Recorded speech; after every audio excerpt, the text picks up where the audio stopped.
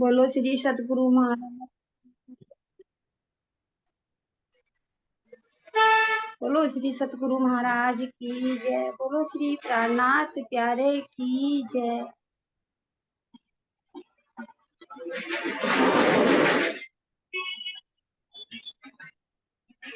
बार बार कहती है तुमसे रूहे 12,000, धाम के दूल्हा ले चलो अक्षर पार। बार बार कहती है तुमसे रूहे 12,000, धाम के दूल्हा ले चलो अक्षर पार। धाम के दूल्हा ले चलो अक्षर पार। मैं तो आया तुमको लेने, बहुत करी पुकार। तुम पे रूह हो माया का चढ़ा है कुमार। तुम पे रूह हो माया का चढ़ा है कुमार।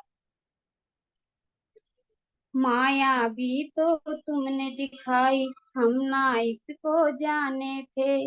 माया भी तो तुमने दिखाई, हम ना इसको जाने थे। मना किया था तुमने अगर तो हमने जिद क्यों ठानी थी। क्या कारण था पिया बताओ, क्या कारण था पिया बताओ। देखा ये संसार, धाम के दूल्हा ले चलो अक्षर पार।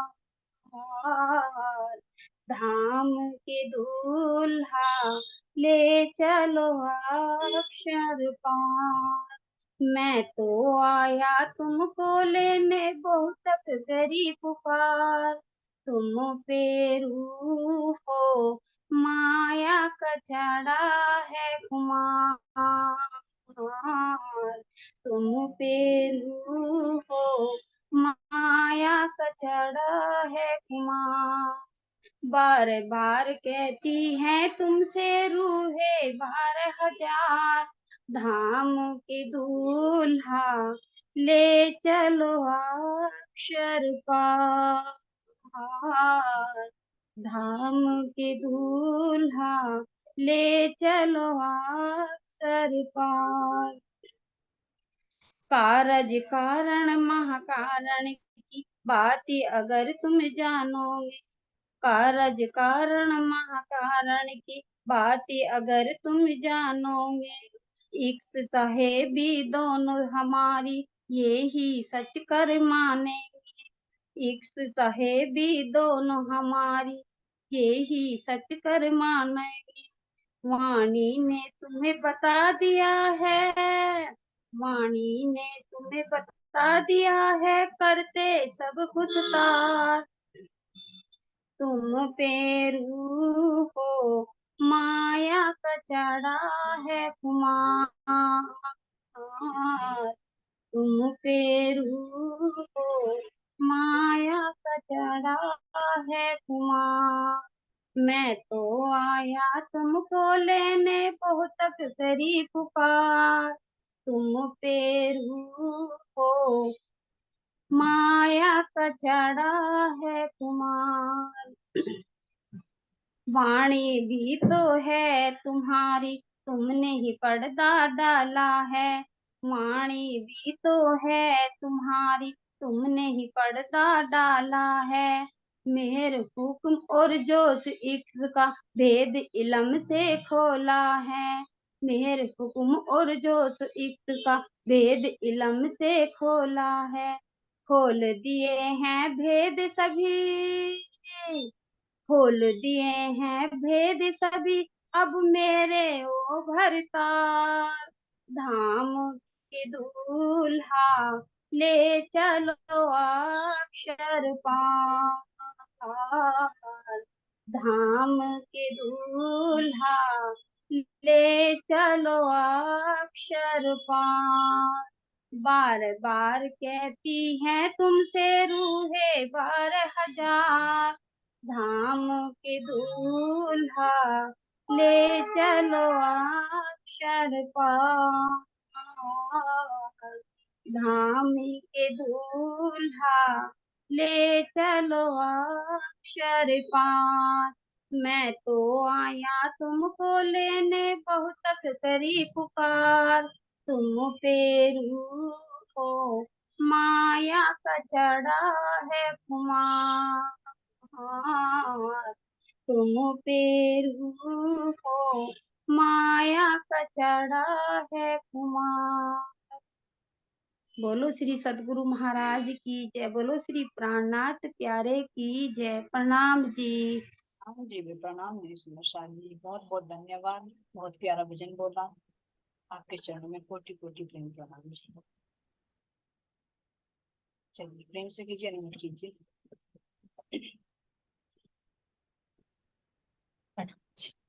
प्रणाम जी। चलिए सुमशा जी, अब चलते हैं बीतक की तरफ, है ना। ये जो माया का खुमार चढ़ा हुआ है, इसको महाराज जी कभी बीतक के माध्यम से, कभी वाणी के माध्यम से इसको उतारने का ही तो प्रयत्न कर रहे हैं। लेकिन हमने जो वादा किया था कि हम नहीं भूलेंगे, माया हमारा क्या बिगाड़ देगी। तो राजी महाराज जी कह रहे हैं कि देखो तुम अपना बल पाओ। इसके बल से हमें क्या पता चल रहा है कि माया कितनी बलशाली है। और बलशाली क्यों नहीं होगी? क्योंकि उपजे जो मूलधनी थकी, राज्य के हुक्म से ही तो उपजी है माया। तो ये बलशाली क्यों नहीं होगी? और हम चाह रहे कि हम उसको कर दे। तो ये राज्य महाराज जी की मेहर से ही, उनके हुक्म से ही नियंत्रण। अब आगे चलते हैं चौपाई में। सतयुग के बीज भूत इनो बीच रहे विस्तार, वो वे सब में जाए अखंड ए संसार, अखंड ए संसार। महाराज जी से मैं क्या कह रहे हैं कि जो देवापी और मरु के जीव जो तप कर रहे हैं, तो उनके बारे में भविष्यवाणी की राजा परीक्षित के सामने सुखदेव जी ने श्रीमद् भागवत में, कि जब कलयुग में ये शरीर तन धारण करेंगे तो जो निष्कलंक बुद्ध अवतार प्रकट होंगे, जिनकी भविष्यवाणी शास्त्रों में है, तो इनके तनों में बैठकर ही वो क्रिया करेंगे। क्योंकि परमात्मा की शक्ति को भी तो यहाँ तन की जरूरत है क्रिया करने की। अपने नूरी तन से आगे थोड़ी क्रिया करें। आत्मा के ऊपर वो शक्ति बैठती है, जीव की क्रिया करता है, फिर तन भी जरूरत होती है। नहीं तो फेस टू फेस अगर बात करें तो क्या हम नूरी तन से बात कर सकते हैं? नहीं कर सकते। तो वो शक्ति जो आती है तो उसको भी तन की जरूरत पड़ती है। तो इनके अंदर ये तपस्या इसी मकसद से कर रहे थे, क्योंकि इन्हें पहला अनुभव हो चुका था कि ऐसे ऐसे भविष्यवाणी हो रही है शास्त्र में, तो कलयुग में निष्कलंक बुद्ध अवतार प्रकट होंगे। तो इनके अंदर ये इच्छा हुई कि जो परमात्मा प्रकट हुई है तो वे हमारे तन से नहीं, इसी मकसद से तप कर रहे हैं। और तप करते करते उसमें कह रहे हैं कि जिस तरह से फिर परमात्मा प्रकट होंगे तो ये सतयुग की स्थापना है। इसलिए कह रहे सतयुग के बीजभूत। बीजभूत मतलब इनो बीच रहे विस्तार, यानी सतयुग की स्थापना इनके माध्यम से हो। अब सुंदर साथी देखिए, अभी पीछे भी आया है, इसमें आया है कि सुखदायी संबंध को अखंड करना, सबको सुख दे। तो सुख कैसे देंगे? जो पीछे भी आया हमारे कि 4 आश्रम बताए पीछे, 4 आश्रम होते हैं और 4 हमारे वर्ण होते हैं। सुंदर से ये पहले भी कर रखा है, 4 वर्ण, ब्राह्मण, क्षत्रिय, वैश्य और शूद्र, जब सिद्ध के कार्य अलग अलग। अब इसमें ही शरीर के भी 4 भाग अलग अलग कर, 4 स्टेज, जिसको कहा है कि एक बचपन जिसमें हम पढ़ाई करते हैं, यानी 100 साल का एवरेज माना जाता है। तो 1 से 25 साल तक तो क्या करते हैं? विद्या अध्ययन की जाती है।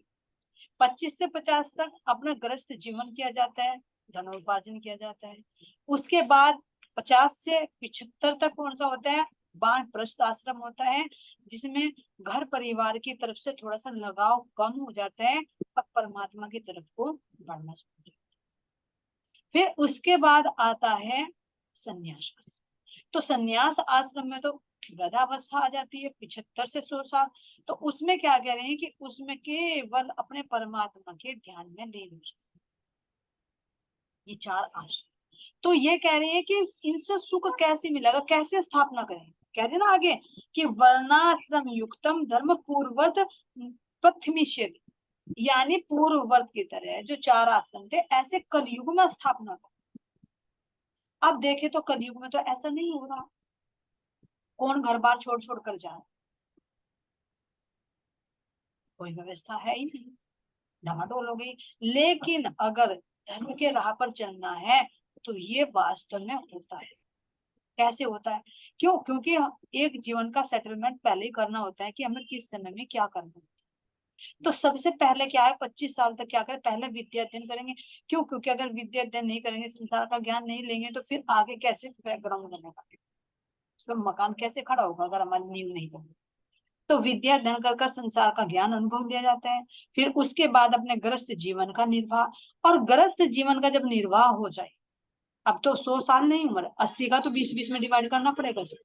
100 तक तो कोई पहुंचता है, तो 80 में भी 20-20 में अगर डिवाइड करें कि 20 साल तक हमने विद्या अध्ययन कर लिया, 20 से 40 तक हमने अपना गृहस्थ जीवन कर लिया, 40 के बाद अपने हमें किसकी तरफ, गृहस्थ की तरफ से कम वो जिम्मेदारी घर परिवार वालों को दे दो कि अपने आप संभालो।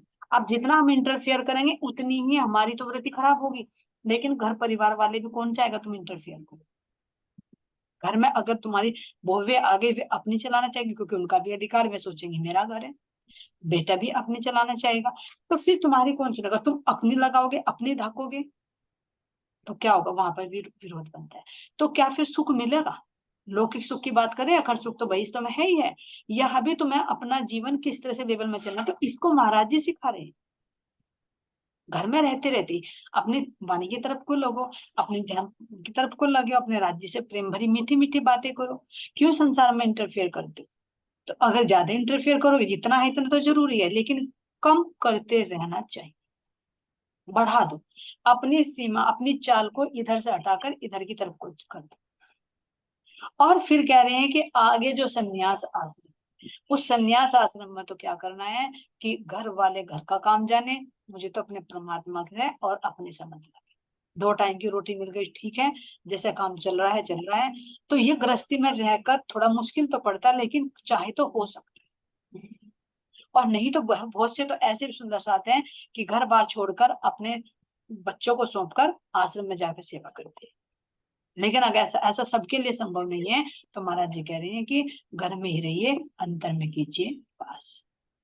ये नहीं कहा महाराज जी ने कि घर छोड़ छोड़ कर चले जाओ, लेकिन वो रहने की कला सिखा रहे हैं। तो इसलिए कह रहे हैं कि पूर्ववत इन आश्रमों की व्यवस्था करेंगे, जिससे हम आसानी से अपने ये जीवन भी सुखी से बीतेगा और अपने परमात्मा की तरफ को भी बढ़ते जाएंगे। तो इसमें क्या कह रहे हैं, जब सतयुग के बीच, तो अब जब हम अपने परमात्मा के प्रेम में डूब जाएंगे तो वही तो सतयुग हो जाएगा।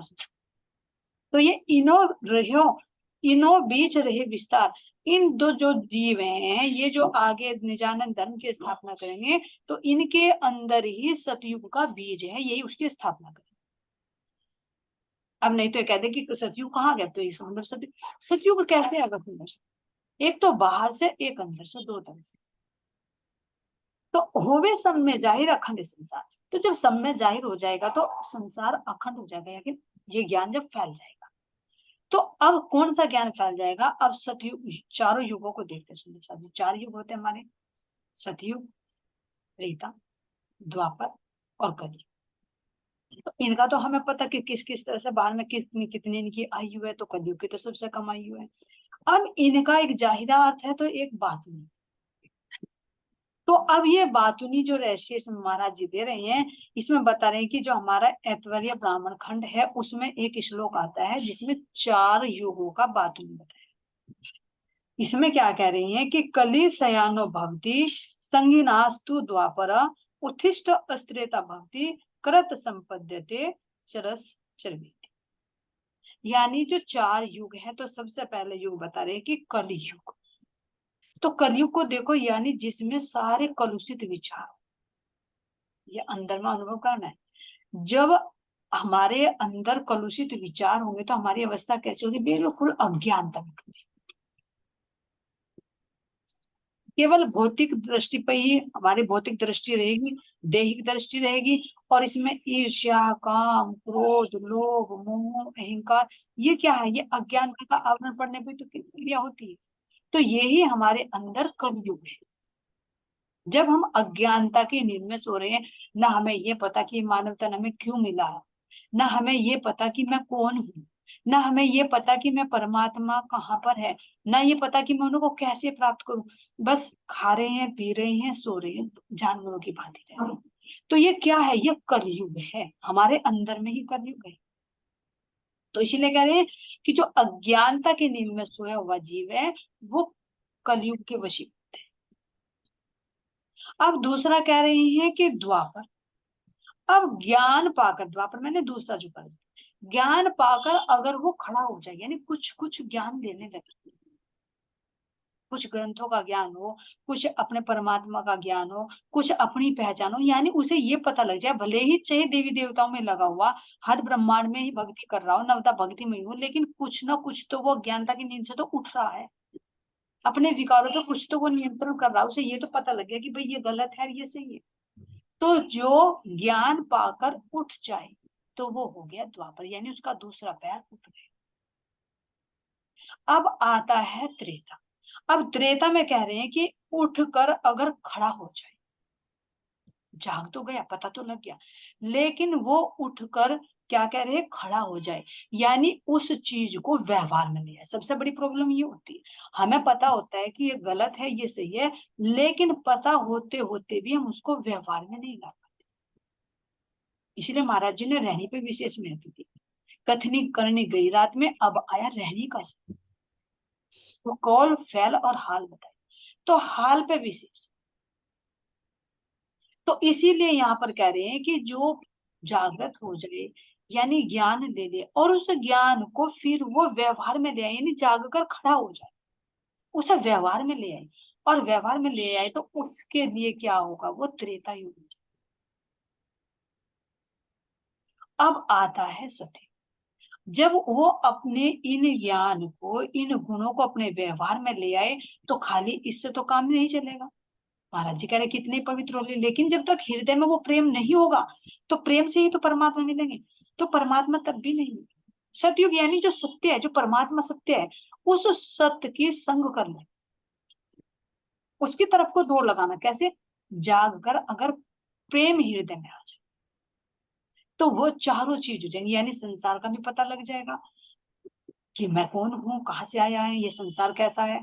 फिर उस ज्ञान में भी जागृत हो जाएगा, ज्ञान को फिर व्यवहार में भी लाने की कोशिश करेगा, और जब व्यवहार में लाएगा तो एक परमात्मा की तरफ तड़प रहेगी कि मुझे यहाँ का लेना देना कुछ नहीं है, बस मेरे परमात्मा। तो वो सतयुग है। तो अब हम इससे अपने अंदर आभास कर सकते हैं कि जब सतयुग की स्थापना करने के लिए आए हमारे धन, आए हमारे सतयुग, और हम उनकी शरण में हैं, तो क्या हमारे अंदर सतयुग बना है क्या? विचारणीय बात है। जिस मकसद से हमारे सतगुरु आए हैं, तो क्या वो हमारे अंदर बना है या नहीं बना? तभी तो सतयुग की स्थापना होगी। तो हम अभी क्या अज्ञानता की नींद में ही सो रहे हैं, या हम उस नींद से जाग कर बैठ गए हैं, या खड़े हो गए हैं, या चलन बना, यानी या प्रेम में हम डूब गए? तो अगर परमात्मा से प्रेम है, तो तुम एक पल भी उसके बिना नहीं रहो, मन भी उसी की तरफ को सोचता रहेगा, शरीर से भी देखोगे तो उसी के प्रति कार्य, कहीं ना कहीं कोई भी समय तुम व्यर्थ नहीं बिताओगे। हर पल ये देखोगे, अरे मैं चाहे वाणी लगाऊं, चाहे मैं ध्यान करूं, चाहे मैं कहीं सत्संग सुनूं, चाहे मैं किसी से किसी पोल मिलाकर अपने धनी की बात करूं, उसके बेचैन नहीं रही, उसकी चर्चा के बिना, उसके दीदार के बिना उसको शांति नहीं मिलती, और अंदर में एक विरह कि वो असली दीदार मुझे अपने धनी का कब होगा। तो यही अंदर में सती। तो इसलिए कह रहे हैं कि ये हमारे अंदर ही चारों युग है, और इन चारों युगों में देखो धर्म, धर्म की स्थापना है। तो धर्म जो बताया कि धर्म रूपी बैल है, दूसरा बताते हैं कि धर्म रूपी बैल है, उसके चार पैर है, तप, सोच, दान, और तुम्हारा सत्य। तो सतयुग में जब धर्म था, तो उसके चारों पैर थे, सत्य भी थी, सोच यानी पवित्रता भी थी, तप भी था और दान भी था। लेकिन जैसे ही द्वापर आया तो उसके एक पैर हट गया, तीन रह गए।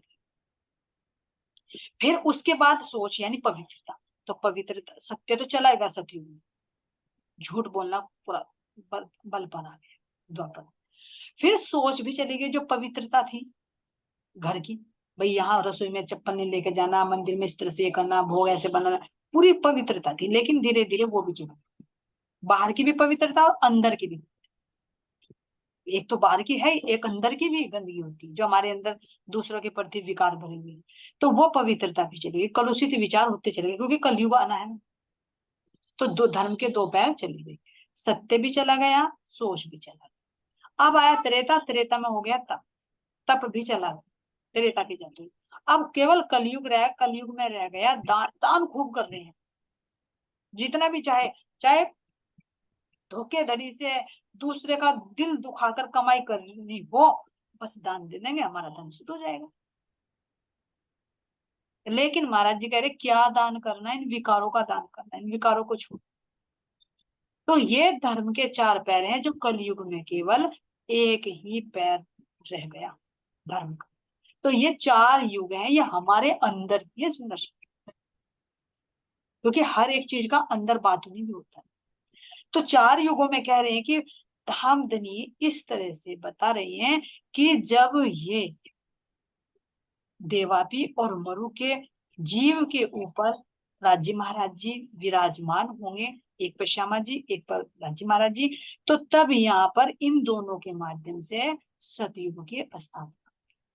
और कैसे होगी कि अगर हमें ये ज्ञान मिल गया, देखो पहले जैसे हम अज्ञानता की नींद में थे, फिर धीरे धीरे धीरे धीरे धनी से जुड़े, अपना व्यवहार बदला, अपना कर्म बदला, धीरे धीरे बढ़े, फिर उस पर अड़िग रहना सीखा कि नहीं, जब मेरे धनी ने ये कहा तो धीरे धीरे टाइम लगता है छोड़ने, लेकिन हुआ। और अब कह रहे कि आखिरी स्थिति कि प्रेम की तरफ को दौड़ लगाए, प्रेम से ही तो परमात्मा मिलेंगे, और उसके प्रति जब वो नहीं मिलेगा तो विरह होगा। तो विरह से प्रेम उपजता है, और उस प्रेम से परमात्मा की प्राप्ति होती है। तो यही हमारे अंदर सत्य है। तो कह रहे होवे सब में जाहिर अखंड इस संसार, सोई वेद कतेब में इन्हों की लिखी साख, और उपनिषद भागवत में लिखी वाणी कई भाग। अब ये नहीं, इनकी जो भविष्यवाणी पहले ही कतेबों में भी और वेदों में भी लिखी हुई है, और अन्य ग्रंथों में भी लिखी हुई है कि इस तरह से कलयुग में प्रकट होंगे। अब जैसे यहाँ पर देखिए कि पुराण संहिता है, तो पुराण संहिता में श्लोक आता है, सुंदरी सुंदरी च इंद्रा नाभांगम चंद्र सूर्यो माया अंधकार विनाशाय प्रतिबुद्धि भविष्यति कलयुग। उसमें है पुराण संहिता में 31वें अध्याय की 52। तो अगर किसी को शंका है तो वो देख सकता कि ये भविष्यवाणी कहाँ हो रही थी। तो ये नहीं कि हमारी वाणी के अंदर ही, भागवत में भी, वेदों में भी, कतेबों में भी, पुराणों में भी, सब में है। तो इसमें पहले ही कह दिया कि सुंदरी च इंद्रा नाभाम्यम चंद्र सूर्य, यानी श्यामा जी और इंद्रावती जो तन धारण करेगी, उनमें एक का नाम चंद्रमा, यानी जो देवचंद्र जी चंद्रवंश में, और दूसरे नाम सूर्य, उनका नाम मेहराज, मेहर का मतलब सूर्य होता है, और है भी सूर्यवंशी में। और वास्तव में परमात्मा की लीला भी जो हो रही है, तो वास्तव में पूर्ण प्रकाश, जैसे सूर्य का पूर्ण प्रकाश होता है, तो वो इन्हीं के तन से प्रकट। तो कह रही है सूर्य मिहराज के भाव वाला होगा, ये दोनों स्वरूप कलयुग में अज्ञान रूपी माया के अंधकार का नाश करेंगे। तो ये पुराण संहिता में है। और तो इसके अलावा भी अगर कतेबों के अंदर भी देखे सुंदर साथ जी, तो हर जगह हमारी साक्ष्यां ये लिखी हुई कि ऐसे ऐसे कलयुग में ये परम धाम की दो सखी सुंदर और इंद्रा ये प्रकट हो, और प्रकट होकर सबके अंदर ये सतयुग की स्थापना, यानी सबको परमात्मा की राह पर लेकर चले। तो जब को ये ब्रह्मांड तब के यह वचन, जन्म से ले बी तक जाके सुने पतिजे मन, कि जब से सृष्टि बनी है, जब से ही ये साक्षी लिखी हुई है शास्त्रों में, कोई अलग नहीं है।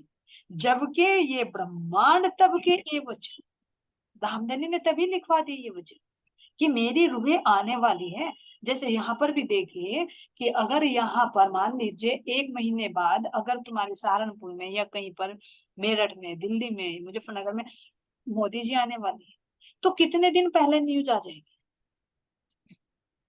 न्यूज पर भी आ जाएगी, न्यूज़पेपर में भी आ जाएगी, मोबाइलों पर भी आएगी, यानी जितने भी तुम्हारे प्रचार का माध्यम है जिनसे तुम्हें खबरें मिलती है, उन सारों में वो नोटिस आ जाएगी कि ऐसे ऐसे भी आने वाले, ताकि उन्हें पता लग जाए। तो ऐसे ही हमारे धामधनी आने वाले हैं इस ब्रह्मांड में, तो क्या वे ऐसे ही आ जाएंगे? तो इन वेद शास्त्रों के माध्यम से पहले ही सूचना भिजवा दी कि आने वाले हैं, तैयारी कर लो। तो सारे ग्रंथों में उनकी साक्ष्यां लिखी हुई हैं। और क्यों लिखी? क्योंकि धामधनी ने पहले ही कह दिया था, मेरी रूहो तुम आ जाकर मुझे भूल जाओगी, यहाँ की बुद्धि भी नहीं रहेगी, यहाँ के बल अकल भी नहीं रहेगी, इसलिए मैं तुम्हें साक्षी लिखवा कर दे रहा। और जब मैं आके तुम्हें बताऊंगा तो तुम जान लेना कि ये मेरे ही संकेत हैं, ये हमारी ही अपनी बात है। लेकिन धनी कह रहे हैं कि तुम वहां पर जाकर फिर कहोगे, किसके ये बोल हैं, किसके वचन कहाँ से लाए हो, क्योंकि तुम नींद में रहो। अरे हाँ, ऐसा हो सकता है? ऐसा हो ही नहीं सकता मुझे। तो अभी भी होता है, कैसे होता है उसको देखो। अगर कहे कि कुरान हमारी है, कुरान में हमारे संकेत लिखे, तो कहेंगे हम क्यों माने कुरान को, तो मुसलमानों की। हम क्यों माने मोहम्मद साहब को, वे थोड़े ही हमारे, हमारे तो प्राणनाथ जी, हमारे तो देवचंद जी। तो राजी महाराज जी कह रहे हैं, अरे वो मेरा ही तो रूप है, कोई दूसरा थोड़ी ही है, तन ही तो यहाँ धारण कर लिया। तो अभी कहे ना कि कुरान हमारी नहीं है, बहुत से सुंदर साधन तो मार्फत सागर और ये कयामत नामा अलग कर देते हैं कि इसको नहीं हम सुनेंगे, ये तो कटे पक्ष की है। तो महाराज जी कह रहे हैं कि ये भी तो हंसी होनी है जो तुमने मैंने लिखवाई और तुम उसको मान नहीं रहे।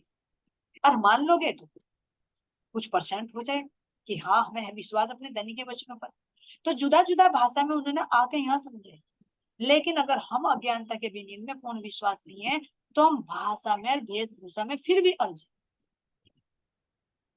तो हम विचार करें, अपने आप को निरूपण करें कि हमें कितना विश्वास है। हम कितनी दृढ़ता से कह रहे हैं कि कुरान हमारी है, हम कितनी दृढ़ता से कह रहे हैं मोहम्मद साहब हमारे हैं, क्योंकि वो मेरे धनी का हुक्म लेकर अक्षर बन के आत्मा बनकर यहाँ पर आई, रास खेल कर आए बराबर श्याम। वे ही श्याम रास में थे, वे यहाँ मोहम्मद साहब के रूप में आए। तन तो एक दिन है, फिर लय हो जाएगा, लेकिन वो जो शक्ति है, उस शक्ति की तो हमें पहचान करनी। तो वो कौन है? मेरे धाम के दूत। इसलिए प्रियतम ने कहा है कि भले देखो तुम आकार को, पर देखो अंदर का नूर। भले ही तुम बाहर से आकार को देख लो, लेकिन उनके अंदर के नूर को देखो कि उनके अंदर कौन बोल रहा है। 5 दिन की लीला है, 5 दिन की लीला में हमारे धाम दिल्ली अलग अलग रूपों धारण करके बोल रही है। छठा दिन तो मोमिनों का है ही, इसमें भी अगर हमें किसी भी आत्मा से कोई प्राप्त होता है, तो समझो वे मेरे धामधनी ही हमें दे रहे हैं, तन को नहीं दे रहे। क्योंकि तन दे ही नहीं सकता, जीव दे ही नहीं सकता, यहाँ तक कि आत्मा भी नहीं दे सकती, क्योंकि हम सब फरामोशी में हैं। तो फिर कौन किसको सुनाएगा? तो एक धनी ही, जो वे अलग अलग रूप धारण करके हम आत्माओं को जागृत कर। तो चाहे वो मोहम्मद साहब के रूप में आए हैं, चाहे वे श्री कृष्ण जी के रूप में आए हैं, चाहे वे श्री महाराज ठाकुर जी के रूप में आए हैं, चाहे धनदेव चंद जी महाराज जी के रूप में आए हैं, उनके अंदर सब मेरे ये संगी हुई है, अंदर में देखना चाहिए। तो इसीलिए कह रहे हैं कि अब ये क्या करेंगे, ऐसे ऐसी भविष्यवाणी महाराज जी ने दिखवाई है, ताकि हम उन पर विश्वास कर सके और उनको पहचान। ताके ग्रंथ भाषा मिने, आप अपने किए सब, एक मिलाए खोल दीजिए, ये वस्तु पावे तब। अब क्या कह रहे, ताके ग्रंथ भाषा में, सभी मंत्र पंथों में अपने अपने धर्म ग्रंथ हैं। देख लो, हिंदुओं का अलग, मुसलमानों का अलग, सिखों का अलग, जैनियों का अलग, कबीर पंथियों का अलग है, बौद्धों का अलग है, जैन अवस्था वालों का अलग अलग है, सबके अपने अपने ग्रंथ। लेकिन क्या कह रहे हैं, अपनी अपनी उनकी भाषा। अब उस परम सत्य की पहचान तो इनमें संकेतों में दी गई, लेकिन उसको पहचान नहीं पाते। क्यों नहीं पहचान पाएंगे प्रसाद जी? इसलिए नहीं पहचान पाएंगे क्योंकि यहाँ की बुद्धि है सौपन की बुद्धि, 5 प्रकार की बुद्धि होती है ना।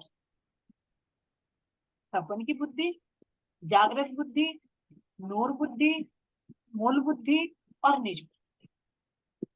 तो यहाँ 14 लोग ब्रह्मांड में है। जब ये सौपन बना हुआ है तो इसमें कौन सी बुद्धि रहेगी? सौपन की बुद्धि तो रहेगी। तो सौपन की बुद्धि से तुम कैसे इन शास्त्रों को खोल दो? अगर तुम्हें यहाँ पर कहिए, यहाँ खुद भी देखो तुम प्रसाद जी, इसको प्रैक्टिकल में भी देख सकते हैं। मान लीजिए अगर हम कहीं सौपन देख रहे हैं, नींद आई सौपन, पर सौपन में हम देख रहे हैं कहीं मंदिर का सौपन देख, तो उसमें मान लो कीर्तन हो रहा है, भजन कीर्तन हो रहा है, तो तुम्हारे वो भजन याद है लेकिन फिर भी तुम उसे बोल नहीं पाओगे। एक ही शब्द बार बार अटकते रहोगे, कोशिश करोगे लेकिन बोल नहीं पाओगे। क्यों नहीं बोल पाओगे? क्योंकि अभी बुद्धि ना सौपन में है, सौपन की बुद्धि, तो असल की कैसे कर लेगी? तो इसी तरह से यहाँ पर नारायण तक जब सौपन से ब्रह्मांड बना है तो इसमें सब में सौपन की बुद्धि है, तो उन परमात्मा के संकेतों को वो कैसे पहचान लेगी? तो धनीदेव चंद जी महाराज जी के अंदर जो जीव है, देवासी का उत्तम जीव है, उसके ऊपर अक्षरब्रह्म की जागृत बुद्धि आई है। उस जागृत बुद्धि ने खोला कि देखो शास्त्रों में कितने रहस्य छिपे हुए हैं, और किसकी साक्षी दे रही है? उसे परमात्मा की साक्षी। तो कह रहे अलग अलग लिखे हुए हैं, एक मिलाए खोल लीजिए एक वस्तु पाले। तो सबका मिलान करके, सब जुदा जुदा भाषा में है, जुदा जुदा मान रहे हैं, सब अपने अपने खुदा बनाकर बैठ गए, अपने अपने भगवान बनाकर बैठ गए, लेकिन वो संकेत एक की तरफ। जैसे हम कहें कि कोई मुसलमान कह रहा कि खुदा, तो क्या खुदा अलग है? हम कह रहे हैं हमारे परमात्मा, तो क्या अलग है? नहीं, एक ही है। तो इनको मिलाकर कह रहे हैं कि जब तारतम्य ज्ञान की दृष्टि देवचंद जी को प्राप्त हुई तो उन्होंने सारे शास्त्रों के ये रहस्य खोले। क्यों? क्योंकि उनको चाबी मिल चुकी ना खोलने, जो अभी आगे वर्णन आएगा कि तारतम्य ज्ञान रूपी चाबी जब इनको मिलेगी तो सारे शास्त्रों के भेद खुल जाएंगे। तो ये चाबी होगी, और चाबी से इसके अंदर जितने भी रहस्य होंगे सुंदर साथ जी, वो धनी देवचंद जी के माध्यम से प्रकट होंगे। अब से पहले सुंदर साथ जी क्यों नहीं खुल पाई? ये कहे कि इतने बड़े बड़े हो गए, इतने बड़े बड़े ऋषि मुनि हो गए, इतने बड़े आलमी फार्मी हो गए, महाराज जी कह रहे तो अपने अपने ग्रंथों में तो सब आलमी फार्मी, तो क्यों नहीं खुल पाए? यही कारण है सब। तो जितने भी अब तक ग्रंथ लिखे गए थे, चाहे वो भागवत ही क्यों ना लिखे गए सुंदर साथ जी, वो भी सब पंडित महाराज जी खुद वाणी में कह रहे हैं कि ये नहीं, वाणी में खुद साक्षी दे रहे हैं कि एते दिन तीन लोक में होती जो बुद्ध सुख, सो बुद्ध जी बुद्ध जागृत लेकर प्रकटे पुरी नूतन। नवतनपुरी में धनी देवचंद जी के अंदर ये जागृत बुद्धि प्रकट हुई, जिस जागृत बुद्धि से इन्होंने तातम ज्ञान रूपी चाबी से इन वेद शास्त्रों में, ग्रंथों में जो लिखे हुए थे संकेत, उन सबको खोल। लेकिन अब से पहले क्या थी? सौपन की बुद्धि कार्य कर। और ये बुद्धि कौन सी सुंदर साथ जी? ये है जागृत बुद्धि, अक्षर बुद्धि। कौन सी जागृत बुद्धि? जिस बुद्धि ने ब्रज और रास को अखंड किया। ध्यान देना, कल भी वर्णन आया कि ये बुद्धि अभी तक कहाँ थी? रास में थी। धनी जी मेरे ध्यान तुम्हारे, बुद्ध जी बैठे बरस शहर चार, 660 बीता जब समय, तब दुनिया के भय आचार्य प्रकट हुए। कब? जब 4660 वर्ष का समय बीता। इतने दिन तक अक्षर ब्रह्म की बुद्धि उस रास की लीला के आनंद में डूबी हुई थी। तो वो ही बुद्धि यहाँ पर प्रकट हुई है नवतनपुरी में, जिसने सारे वेद शास्त्रों के रहस्य खोल दिए, और फिर अखंड ब्रज रास तक का सब कुछ भी जो प्रत्यक्ष में धनी देवचंद जी देखते थे, और सुंदर साथ को भी ब्रज और रास की लीला दिखाती है। तो ये निज बुद्धि, जागृति बुद्धि का बल है। तो इस जागृति बुद्धि के बिना कैसे इन रहस्यों को खोलते? तो जब ये बुद्धि आई तो ये सारे रहस्य खोल। सोई शरत कुरान में लिखी 120 बरस, 4 5 छठा दिन तब जाहिर हो गए अरस, तब जाहिर हो गए अरस। क्या कह रहे? सोई शरत कुरान लिखी 120 बरस, कि कुरान में भी लिखा हुआ है, जैसे 6 दिन का वर्णन आया हमारे वेदों में भी आया, कतेबों में भी आया।